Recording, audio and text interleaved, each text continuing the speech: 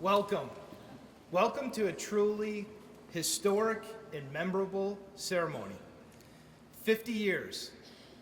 That's older than most of our crew chiefs. And also older than most of our jokes. 50 years, that's incredible. You know, when the wing started, I bet they were rescuing guys from biplanes with slide rulers and paper maps. Now we're pulling individuals out of the ocean with GPS and night vision goggles. Talk about an upgrade. Look around you. We got heroes, we have legends, and probably at least one person who still thinks that parachute pants are going to make a comeback.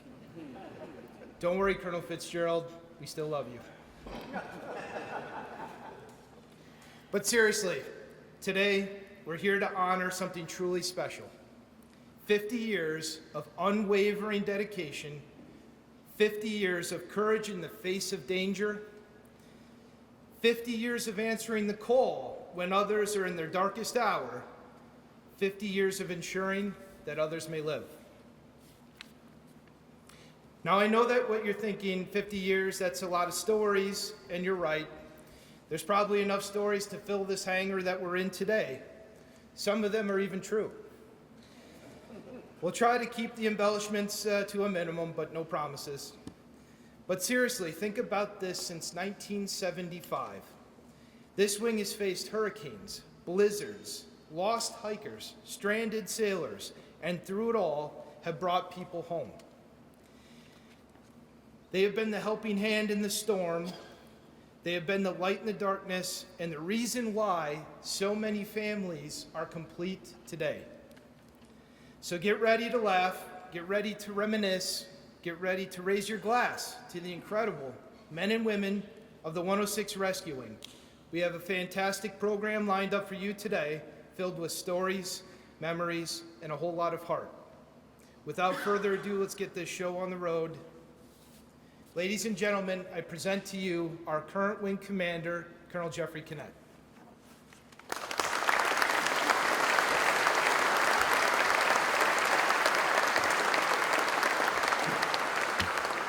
All right, good afternoon. Happy anniversary, Wing. Thank you, Lieutenant Colonel Fritz, for the opening remarks, and thank you to the entire team that put this event together.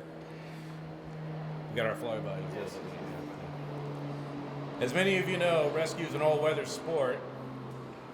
We had big plans to do this event outside today, even if we were going to have a little bit of rain. But in typical rescue mission fashion, Mother Nature had something to say about that and sent some thunderstorms our way. So it looks nice now. It probably won't look nice by the time I'm done talking. But honestly, fantastic job by Jesse and the entire team that put this event and moved everything indoors. Thank you to the maintenance group for clearing the hangar out and getting everything in a position for us. And it's a tremendous amount of work on a busy day, and we really appreciate that. I want to welcome our distinguished guests, Major General Bank, State Command Chief Houston, our former commanders, chiefs, retirees, and wing members. This is an unbelievable gathering, and we're excited that you're here with us. Today, we stand on the shoulders of giants as we celebrate a momentous milestone, 50 years of rescue for the 106 Rescue Wing. When Chief Rittberg and I sat down earlier this year, he was excited to point out that we were in our 50th year as a combat search and rescue unit. 50 years. We knew we had to do something to commemorate the anniversary, and so we started thinking about this idea. I knew in that moment that it would be crazy to celebrate such a momentous occasion without bringing back the entire family that have served here at the 106. So for those of you that made the long trip out here, we really appreciate you coming back, and we look forward to breaking bread with you later this afternoon. Chief and I also imagined an event where we could have our former wing commanders up on stage with me, and our former command chiefs up front in the audience, giving each of our commanders the opportunity to share their experiences and perspectives from their time in command here. And here we are. It's a pretty amazing group. In 1975, this base adopted the CSAR mission, quickly establishing the 106 Rescue Wing as the world's premier rescue unit. For half a century, this wing has answered the call to fulfill the most noble of Air Force missions, to save lives. Since 1975, we've been a beacon of hope, a symbol of courage, and a testament to the unwavering commitment to our principles that others may live. Our motto isn't just a saying, it's a way of life. woven into the very fabric of the 106th. Today, we celebrate not just the passage of time, but the extraordinary achievements that have defined the past 5 decades. We celebrate the countless hours of rigorous training, the daring missions often conducted in the face of extreme adversity, and the unwavering resolve that has enabled us to achieve a truly remarkable feat, saving 2,974 lives. Let that number sink in for a minute. 2,974 individuals who were in harm's way, in need of help, who were facing seemingly insurmountable odds, and were given a second chance thanks to the bravery and skill of the men and women of this wing. These aren't just numbers, they're stories. Stories of mariners stranded at sea, victims of natural disasters like Andrew, Katrina, Harvey, and Irma, or isolated and wounded personnel in hostile locations like Bosnia, Afghanistan, Iraq, and Somalia. Countless stories of heroism, bravery, and a total commitment to our motto, that others may live. From the beginning, this wing has accomplished legendary things, world-famous missions, historic domestic responses, became the home of the Space Shuttle Rescue Team, completed highly successful combat deployments, aircraft conversions, rapid mission growth and expansion, unit reorganizations, countless inspections, and handled every one of those beyond expectations. But the true story of the 106 Rescue Wing isn't just about the missions, it's about the people. It's about the legendary members who have walked this base, who have flown and operated from these aircraft, and who have dedicated their lives to the service of others. It's about the culture of excellence and the selfless service that permeates every level of this organization. We remember those who are no longer with us, those who made the ultimate sacrifice in the pursuit of our mission. Their names are etched into the very fabric of this wing, and their legacy will continue to inspire us for generations to come. We will never forget their dedication, their bravery, and their embodiment of our cherished motto. To our retirees and former members, we offer our deepest gratitude. You laid the foundation for the successes that we enjoy today. You set the standard of excellence. You instilled in us the values that continue to guide us today. Your contributions have shaped the 106 Rescue Wing into the legendary organization that it is today. To the current members of the 106th, I commend you for your unwavering dedication and your commitment to excellence. You inherit a proud legacy, and you are writing the next chapter in the story of this wing. Embrace the challenges that lie ahead, knowing that you are part of something truly special. Okay, I could stand up here all afternoon and talk about our shared history, but I think it would be far more interesting to let our former wing commanders give you their firsthand accounts. So on stage with me today, we have a long line of 106 Rescue Wing commanders. We have Colonel Dave Hill, we have Colonel Mike Kanders, Colonel Sean Fitzgerald, and Major General Bank, who's now the commander of the New York Air National Guard. They can tell you our story better than I can, so please allow me to welcome Colonel Hill to the podium to kick things off. He commanded our wing from 1990 to 1997 and was here since the very beginning of our rescue mission. So everybody please welcome Colonel Hill to the stage.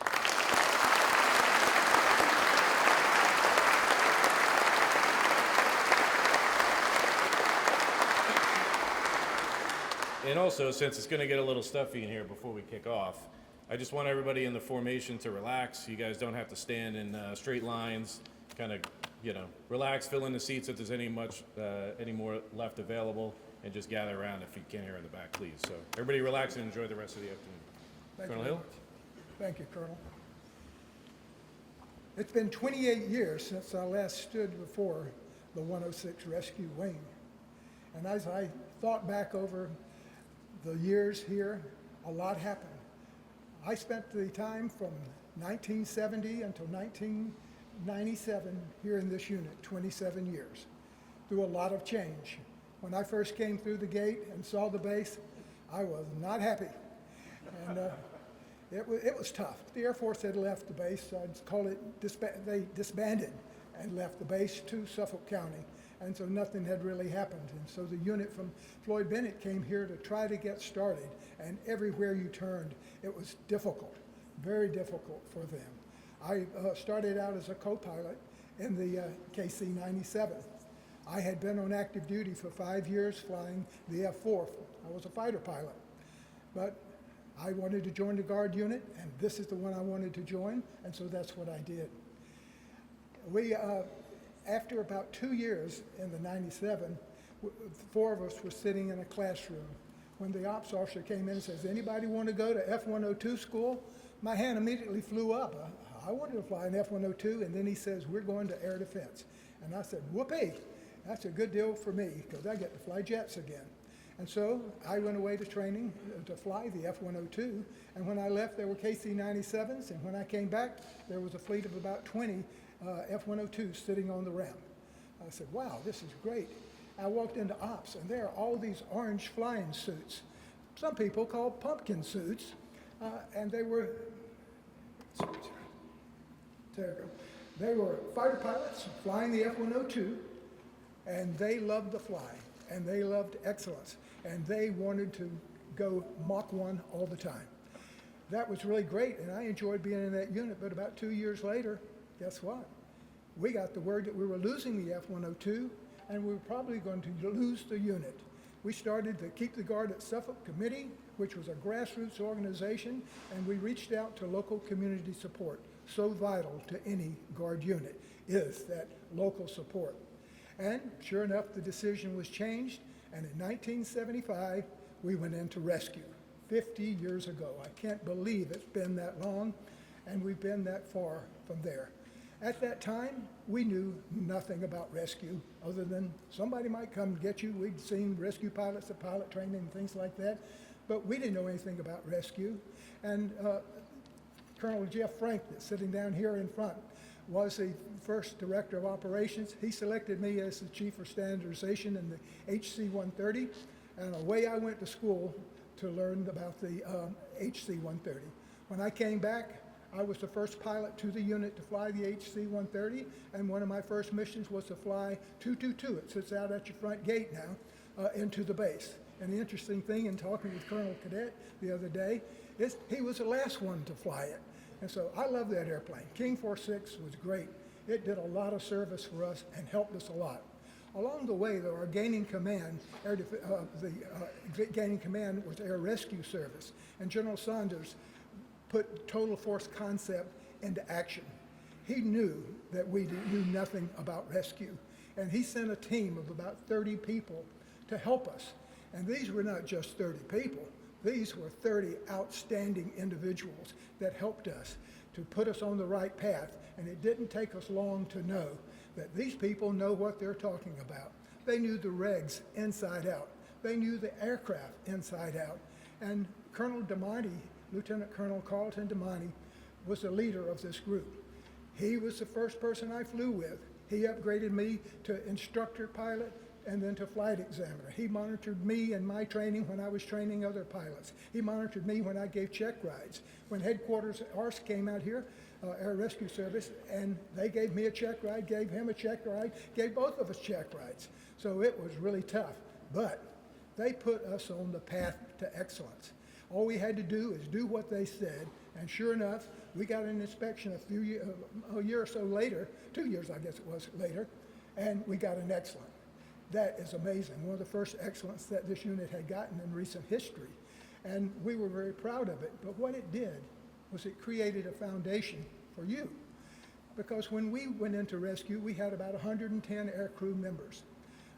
Jeff and I had flown fighters, smaller aircraft. I'd flown in the KC-97 some, but I was a co-pilot. I wasn't an aircraft commander, and I didn't have a lot of experience there. But we gained it as rapidly as possible. I remember our first rescue. Some people out here in Tiana Bay were fishing, and it was cold. And all of a sudden, ice was around them, and they couldn't get out. And we rescued a man and a woman. I said, wow, saving a life, isn't that amazing? Well, I tell you what's amazing, in 22 years that I was here flying, we saved about 234 lives.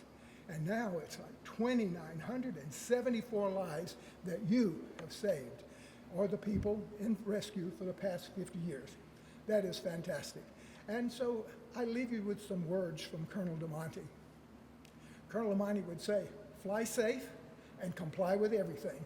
And it was not just a statement, it was an action that he instilled in me and Colonel Frank and anybody that we brought up to aircraft commander. When we certified them, they knew what they were doing and they did a good job. We had a lot of trouble along the way. Trying to bring up a PJ unit was impossible. I mean, it was tough. But we had two great PJs that came to us, Mike McManus and Billy Hughes, and they put us on the right path. I've never seen anybody that could put procurement requests in faster than the PJs. That was amazing. I'm sure everybody knows that now because we went on a tour yesterday of the PJ complex. Holy smoke. We thought it was a big deal when they wanted one boat, and now they got about a whole fleet of them over there, which is fantastic, because when you need it, you need it. And whether it's a Ramses package like Bill Stratemeyer, Colonel Bill Stratemeyer would go down to NASA and work with them after the Space Shuttle Challenger blew up. They wanted to rescue astronauts. Bill went down, worked with the helicopters down there, and came up with the delivery of 3 Ramses packages. So we needed some more boats.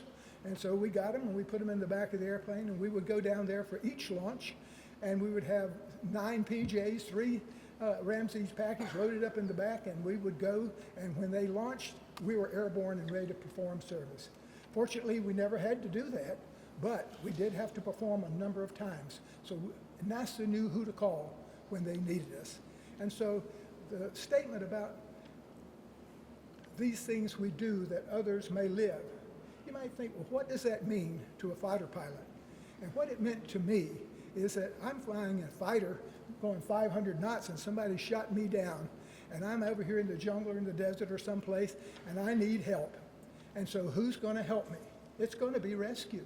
They're going to come in going 150 knots in a helicopter, put a guy on the ground, and he's going to button me up, hoist me up, and move me away.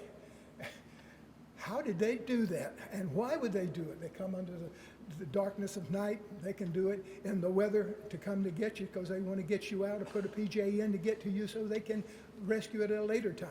If it's a hot zone, will they come? You betcha. And maybe they'll come well, if they come in that case, they will come with standees, doing a daisy chain around you as that helicopter comes in to pick up the downed airmen, and they will be firing back hard, and they will come out. Sometimes the helicopters get shot down, so that means we just got to send in more to rescue them, because these things we do that others may live. It is so good to see you. I just came from a 106 Rescue Retirees Luncheon to celebrate the 50 years of rescue. It was amazing to see all those faces. It's amazing to see all your facilities, your beautiful aircraft, and your faces here doing the job. Thank you very much.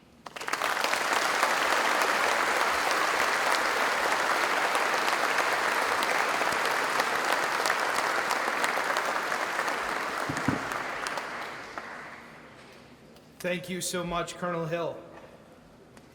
Next up, we have our former wing commander, Colonel Retired Michael Canders.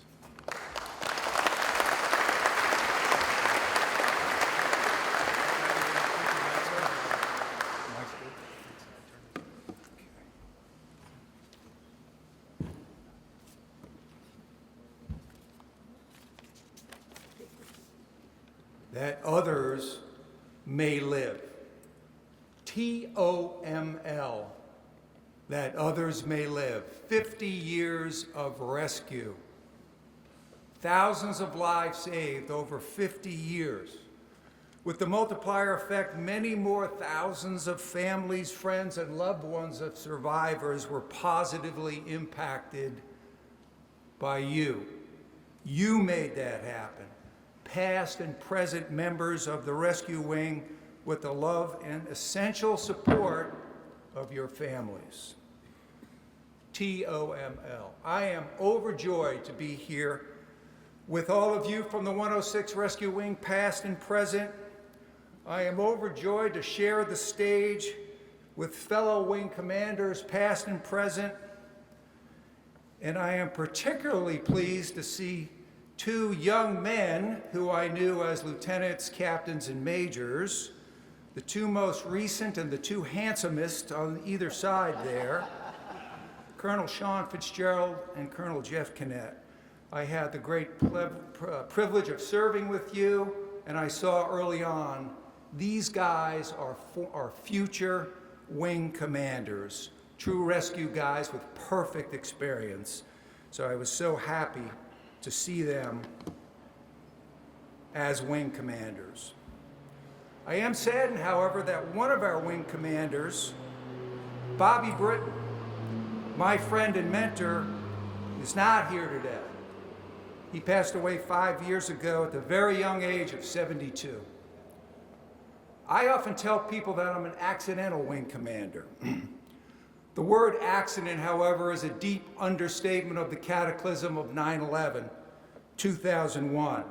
I would probably not be on this stage today with these wing commanders had it not been for 9/11, and had it not been for Bobby Britton, who preceded me as the air commander and encouraged me to apply to take his place.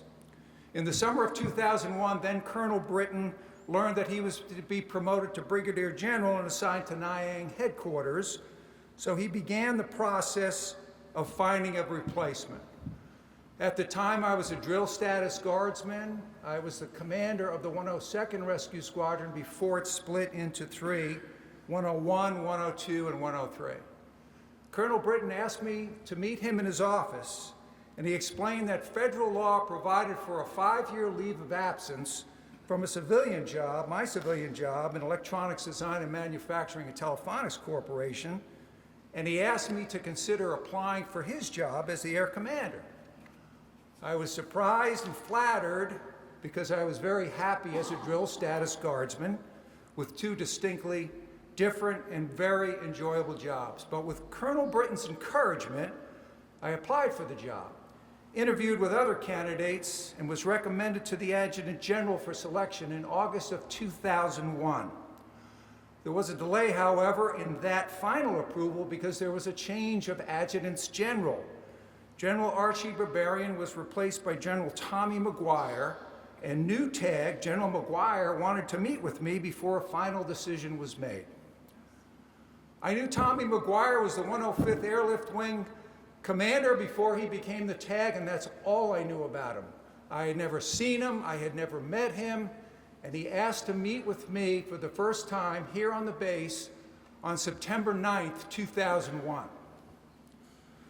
We talked for about an hour, and I really enjoyed our conversation, but he told me that I would not be able to come on as an AGR with federal protection to return to my civilian job. I told him I was counting on an AGR tour, and that returning to my civilian job was crucial because by that time I would have 2 kids in college and would need the higher income. General McGuire understood and told me that he might be able to ease the financial differential by bringing me on as a federal technician higher than step 1. We ended the meeting and he asked me to be patient since he needed to do some homework. General McGuire called me at home on Monday, September 10th, 2001 at 8:40 p.m. He told me that he really enjoyed our conversation and to be patient until he could get back to me. We ended the call at about 8:50 p.m. Almost exactly 12 hours later, at 8:46 a.m. on Tuesday, September 11th, 2001, enemies of the United States of America flew hijacked American Airlines Flight 11, a Boeing 767, into the North Tower of the World Trade Center. 17 minutes later, at 9:03 a.m., hijackers flew United Airlines 175, another Boeing 767, into the South Tower of the World Trade Center. America was under attack in our beloved homeland. I drove the 47 miles from my civilian job out to the base at very high speed after the second plane hit, as did many other drill status guardsmen who gathered here at the base without a recall, realizing that we would probably have to go to work very soon. The shock and sheer devastation of the attacks was disorienting as we prepared all of our rescue assets for potential immediate deployment. Very few, if any of us, knew who Osama bin Laden was or what Al-Qaeda was, but we knew that this was a formidable foe, and we fully expected the attacks to continue. At 9:37, American Airlines Flight 77 flew into the Pentagon in Washington, killing all aboard and 125 in the building. Potential targets for future attacks were identified as other major cities, such as Boston, Chicago, LA, San Francisco. We could expect to go anywhere. Many of us were sure that the attacks would continue for days, weeks, months, or years. The magnificent twin towers of the World Trade Center collapsed and were completely destroyed shortly after the fatal strike by these two very large airliners. A 106 Rescue Wing pararescue team deployed later in the day on 9/11 to the enormous pile of debris that was once the World Trade Center. Much of that sky-high debris was still on fire and smoking, and our PJ team began to dig and search for survivors along with the other first responders. They worked through the night into the next day, but the devastation was so complete that very few survivors were found in the rubble. On September 12th at 11 a.m. at Ground Zero, about 26 hours after the attack, 106 Rescue Wing PJ Master Sergeant Steve Aragati was working with two FDNY firemen on a search when they heard a cry for help. They moved toward the sound and found a small pocket in the debris field. They squeezed their way into the pocket and located the survivor about 10 to 15 feet below the surface of the debris field. The survivor was conscious, alert, and Master Sergeant Aragati performed a preliminary medical evaluation and didn't find any apparent serious injuries. The 24-year-old survivor's eyes were swollen almost completely shut, but she was safely lifted out of that hole and carried hand over hand to other EMS personnel. In the murder of 2,977, including first responders, that were murdered on that day. When Jeff made his remarks earlier, he said 2,974 saves. 2,977 murdered on 9/11. I was amazed. I saw the sign as I came in and I was absolutely amazed. I stayed out at the base for the next 3 weeks, as many of us did as drill status guardsmen on orders. And on October 5th, I called General McGuire to ask him if his job offer of September 10th was still good. He laughed and said it was, so I told him I accept. We continued our planning to go to war as declared by President George W. Bush in the days following 9/11. In October 2001, less than 1 month after the attacks, we deployed on a previously scheduled Operation Southern Watch in Kuwait to continue enforcement of the no-fly zone over Iraq that had been established many years before. Tensions and fear of more attacks on the United States were extremely high, and family members had to shoulder the burden of fearing for their now deployed loved ones heading to an even more dangerous Middle East. In 2002, we deployed again to enforce the no-fly zones in Iraq. My senior leadership team and I spent a lot of time in Washington and at Air Combat Command planning for the coming full-scale invasion of Iraq that would take place in March of 2003. In 2003, we deployed to Iraq as combat operations were well underway, and we provided rescue and personnel recovery service to the total force in theater. A helicopter and PJ rescue team arrived on scene after the shoot-down of an Army Chinook helicopter in the deadly Sunni Triangle in Iraq. Working quickly in this very hot combat zone, always mindful of also being engaged by the enemy or being shot down, they worked and cut into the helicopter wreckage with the jaws of life, extracting 3 soldiers and the bodies of those who had been killed in action. Leave no one behind. The 2003 deployment to Iraq was followed by deployments to Afghanistan and Djibouti and the Horn of Africa in 2005, 2007, and 2009, providing the life-saving support for troops in contact with the enemy and medevac. Hundreds more lives saved and even more lives changed positively for the family members and friends at home.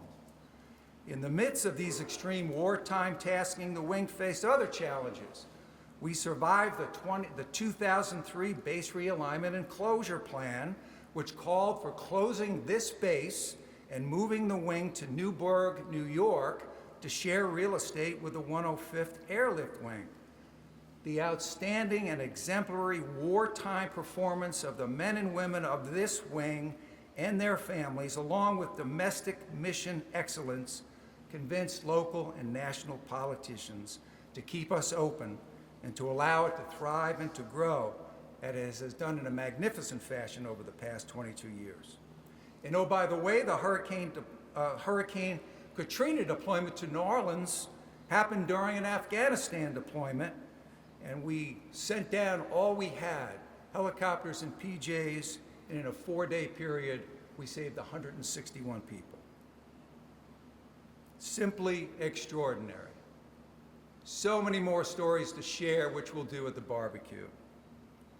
That others may live 50 years. I am so honored and proud of our shared reason for being, TOML. I am so grateful for all of you and your families with whom I have served. I was blessed with a top-notch rescue council of vice wing commanders, command chiefs, group commanders. My special thanks to Colonel Rob Landseidel, Colonel Jim Scatina, Command Chief Jerry Stell, Command Chief Eddie Ryder, Colonel Pam Combs, Colonel Kevin Riley, Colonel Rex Riley, Colonel Dennis Diggett, Colonel Mike Stevick, and Mrs. Lisa D'Agostino, who was our first family readiness coordinator and did a magnificent job of underscoring how important our families are and how they serve with us at every moment with the burden of fear of the unknown when we deploy. Thanks to all of you and your families for what you did over 50 years and for what you continue to do so that others may live. May God bless all members of the 106, past and present, and may God bless the United States of America, that others may live. Thank you.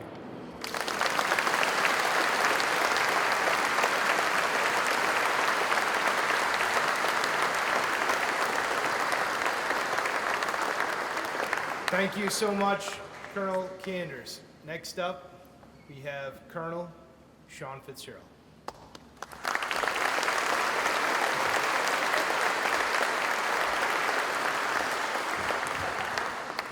All right, good afternoon, everybody. It's been a little while since I've been here. I appreciate everybody. Well, one, I appreciate seeing everyone. I certainly appreciate the invite. Thanks for having me back. A lot of great memories here at this base for me, and you know, honestly, really wasn't that long ago. But for those that are standing, just like Colonel Cadet said, please get comfortable, shake around a little bit, because the next 30 minutes I just kind of want to talk to you about. I couldn't resist. I had to say it one more time. You know, that's my favorite joke. All right, so Airmen of the Mighty 106 Rescue Wing. I will make this brief, not because I want to diminish any of the accomplishments of the wing from 2020 to 2024, but for the simple fact that you all lived it firsthand. Is there anyone out there that arrived at the wing since this last November? Show of hands. All right, you guys can get with me afterwards at the barbecue. I'll tell you what happened, all right? All right, so rather than me taking the time and talking about executing the mission at the height of the COVID pandemic, multiple overseas deployments, multiple state missions, and domestic operations, ranging from hurricane support to dropping medical supplies to a sailboat in the middle of the ocean to searching for the missing Titan submersible, those events don't happen unless you have the people to execute and the proficiency to do it well. And it's awesome that we have the newest combined fleet of aircraft in all of Air Force Rescue, some of those standing right, sitting right behind you. And there was a lot of work and time and effort, and it was a long time coming, and truly a testament to the wing's capabilities on getting those aircraft. But that just shows how the total force values our contributions and efforts from this wing, and because they don't just hand billions of dollars in aircraft to any wing. But the aircraft are just the tools to help us conduct the mission. Regardless of the year, regardless of what tool we're talking about, it's the people. It's you that makes this work, and you are what this wing is all about. It's you, from the most junior airman to the most senior, that ensures the end strength is over 100%. It's an easy number to talk about, but not many wings can replicate your success. Why? Well, they don't have the culture that each of you and our predecessors have cultivated. A place where you look forward to coming to work and make a difference. It's the entire wing, ranging from the trained aircrew that flies, maintenance to ensure the aircraft are fixed, ready and available, mission support to ensure the facilities, fuel supplies, and manpower concerns are covered, and medical to ensure our airmen are fit to work and fly. It takes all of you to execute over 124% of your allocated hours, flying hours this past year. You crushed it. So out of the 90 National Guard wings, the 106 was third in execution percentage. And I stated in my change of command address to you in November, and I can factually say that you are the best wing in the Air National Guard. That has been proven not just by the metrics, but by your ability to deploy and accomplish the mission both at home and overseas. It's displayed at both the individual level, where your airmen routinely return from schools as the honor grad, and how your units compete in rescue competitions and rodeos, and not just finish, but win. As you reflect on the accomplishments from the past, remember that it is you that continues the legacy and sets an extremely high standard. I'm so proud to have been a part of this mission and this incredible team, and I can tell you I miss you on a daily basis. I miss being a part of this great unit every day, and I look forward to continuing to watch from the sidelines as you excel. Thank you for all my memories, that others may live.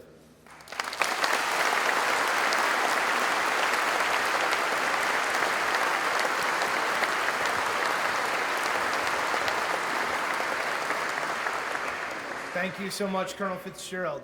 Now, next up, we have Major General Michael Bank, current New York Air National Guard Commander, former Commander of the 106 Rescue.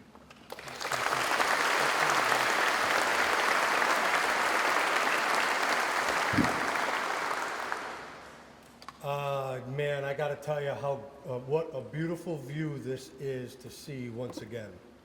To stand out in front of the airmen of the 106 Rescue Wing, you know, with all the tools of the trade behind you, and to be able to see a bunch of familiar faces and a bunch of leaders and a bunch of folks that are truly, I would consider, my friends. I remember on April 2nd, 2016, I took command in the hangar next door of the 106th. I had come from another wing from across the state, and I, applied to be the wing commander here, and lo and behold, General German picked me, and I came, right?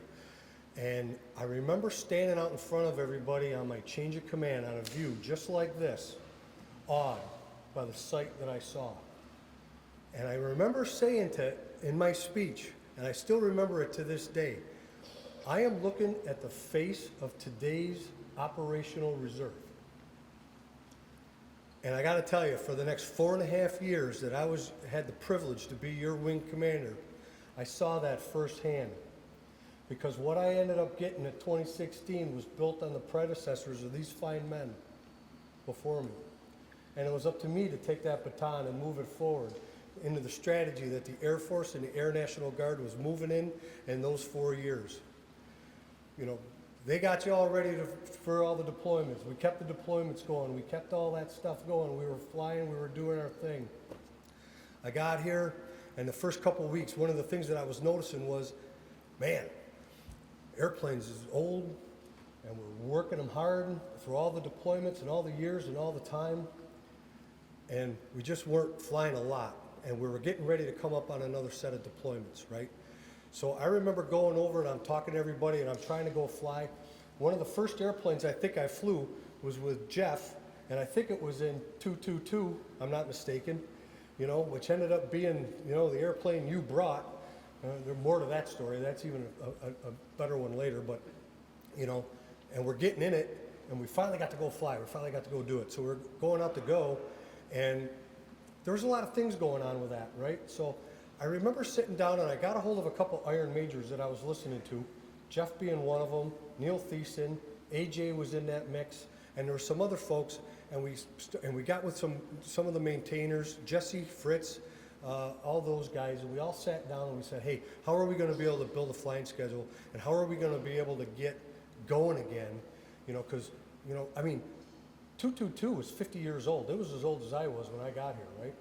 And we knew we were getting new stuff, but we still had to be able to get out the door to go do this before we entered conversion. So they did it, they put it together, and that ops maintenance team started to form and started to take off, and we were able to take those airplanes out with style, and we flew them, and we got our crews ready, and we left. And that was the first experience of tapping into the immense talent of the airmen in this wing that were here. It was always here. It was just a matter of just getting after it and getting it done.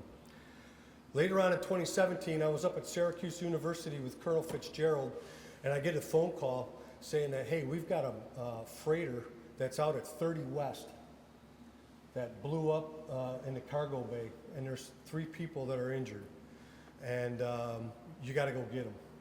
And I was like, hey, rescue's our business. If you guys can do it, we're going. And Doc Rush was doing some stuff, getting supplies, putting things together. We had PJs doing a class, I think, down the street. They were on their way back. They were coming here. We got a crew together. Jeff was the AC of the C-130. They put together the rock back here, got a team, and launched and went. And in the dark of night, with Ramses and NVGs and a team of PJs, jumped into the open ocean to go rescue 2 people because 1 person had passed while they were on their way. All right? That was probably one of the most amazing things that I have ever heard, and I was so proud to be a part of that, right?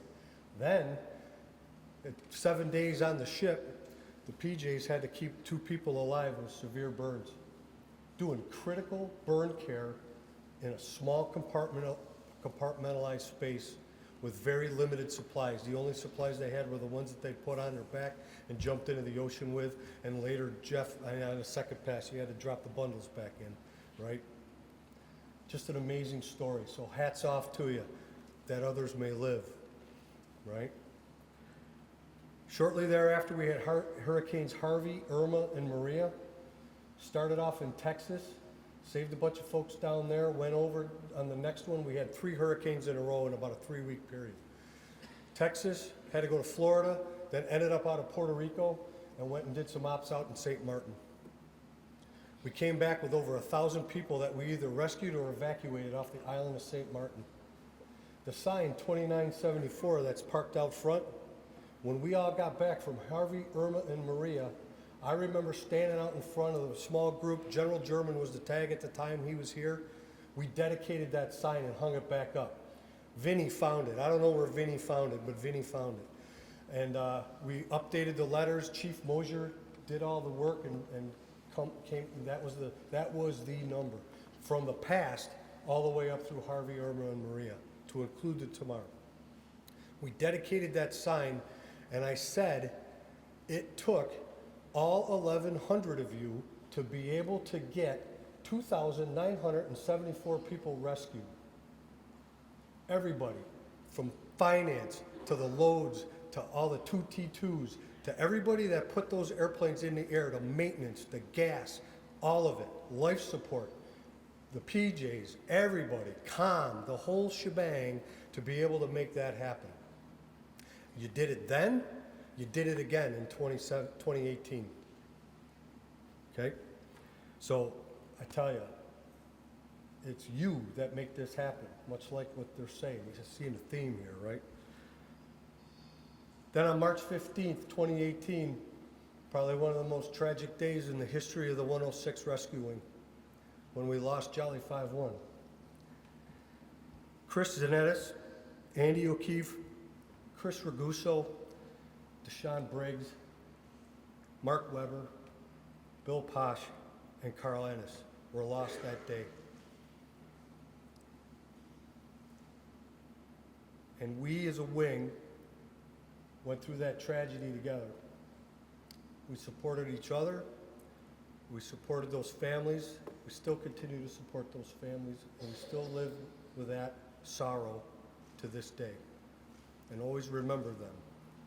And always remember that they're a part of the history, of the excellence of what this wing is built on. Our first HC-130J 863 got delivered about 6 months later. That's when we started the conversion process. Went through another difficult time. You know, I've gone through 3 aircraft conversions. I know how dangerous that can be. All right, you're flying old airplanes, you're trying to keep things going, and then you're going to get new ones. I know Jeff and I talked, and I said, Jeff, you man, just shut them down. Just don't even fly. Just wait till the new ones get here, and we're all going to be good here.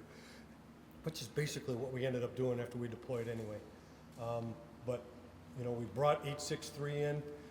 It was nice being able to walk up the hall, and I could see it. I could see the picture of it. Jeff pointed it out, and I was like, hey, I brought in the first HC-130J. Much like this gentleman did when he brought in the first HC-130PNN 222. So HH-60G came in with another wing commander, and I thought that was pretty cool. So thank you for that honor and that privilege. That was pretty sweet. So, and I enjoyed it.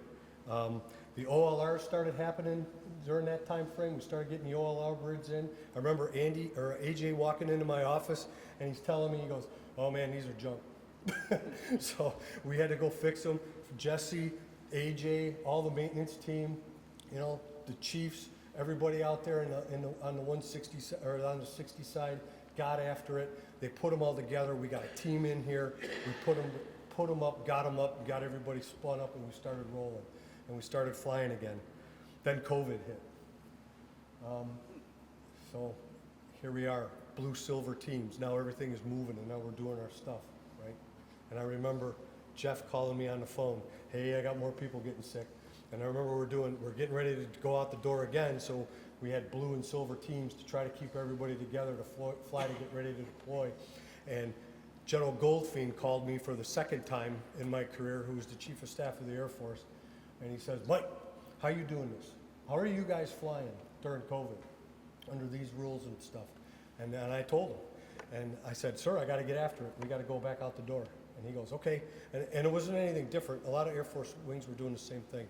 But that was the type of dedication that you guys had in the Guard. And he was amazed at the fact that the Guard was doing that. And it's because of what you do. It's because of who you are. It's about the integrity, the excellence, and the service, right? And that's awesome. That's awesome. And I did the change of command on June 5th, 2020 to Fitz in the middle of COVID, trying to speak through masks. You guys were all standing out there. Some of you socially distanced because that's what the tag wanted, and I complied, and it was good. So it all worked. Now fast forward to why I'm, you know, as your New York Air National Guard commander. I think one of the big takeaways that you've probably heard from all of us is this. One, hey, this is the shoulders of giants. These people started this from scratch. This was a hand-me-down air base that was given up by active duty. And you know how active duty is with stuff. No offense to anybody who's out there on active duty. I don't know if I got any visitors out there or not. But they'll use it. They drive it like they stole it, all right? And that's exactly what this place probably looked like when you got it, right? All right, and so was the Deuce, because you had to do an IFE and turn around and go back to Hill, didn't you?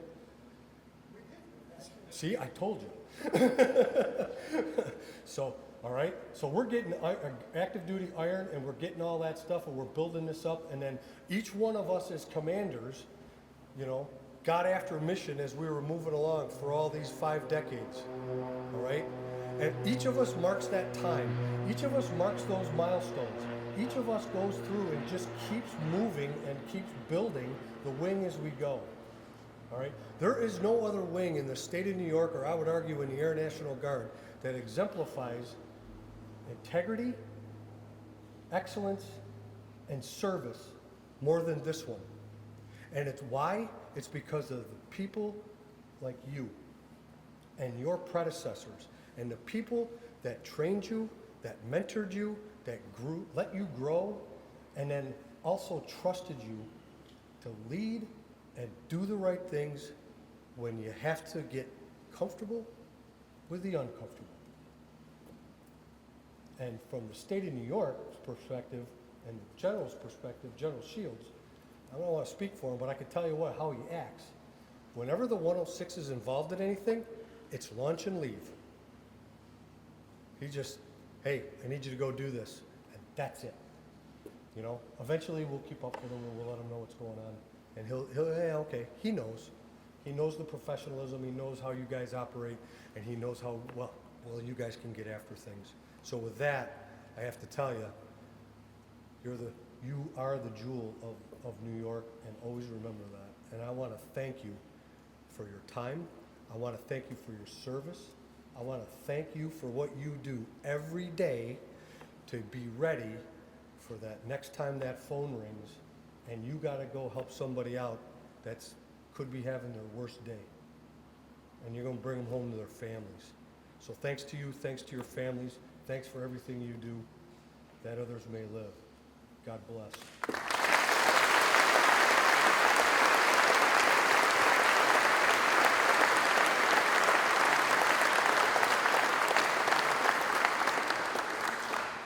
Thank you so much, General Bank.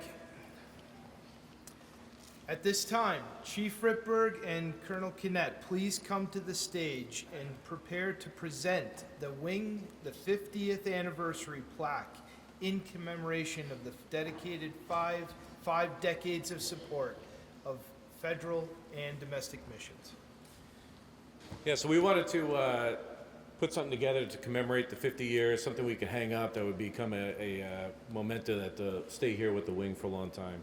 We had some ideas. We put this plaque together. We're going to unveil here, and I just want you to know that there's still work to be done on this. And part of what we need is the stories and the validation of the experiences that you all had during your times here. So please take the opportunity to look at the plaque. Let us know if we're missing anything on it. We certainly want to get this thing right because we plan on hanging it up on the wall, and hopefully it's going to be there forever. So with that, Chief, you want to do the honors?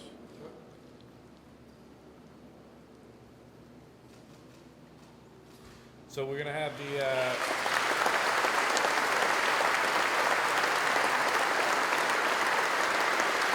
You want to say what it says on there?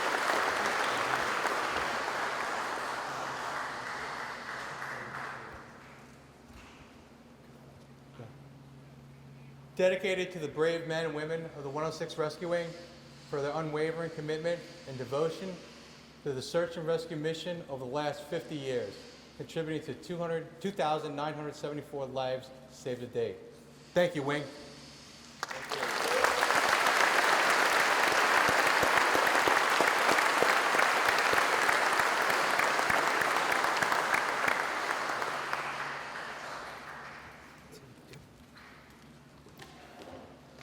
Ladies and gentlemen, thank you for attending today's ceremony.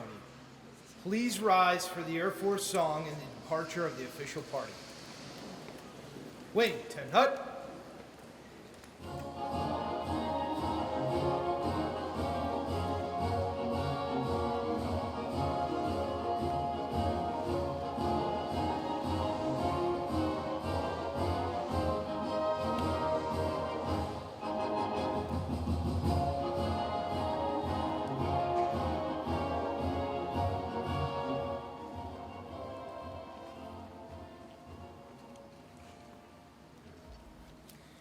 Thank you so much for attending. Wing, at ease. This concludes today's ceremony. Please stick around. We have a barbecue in the hangar.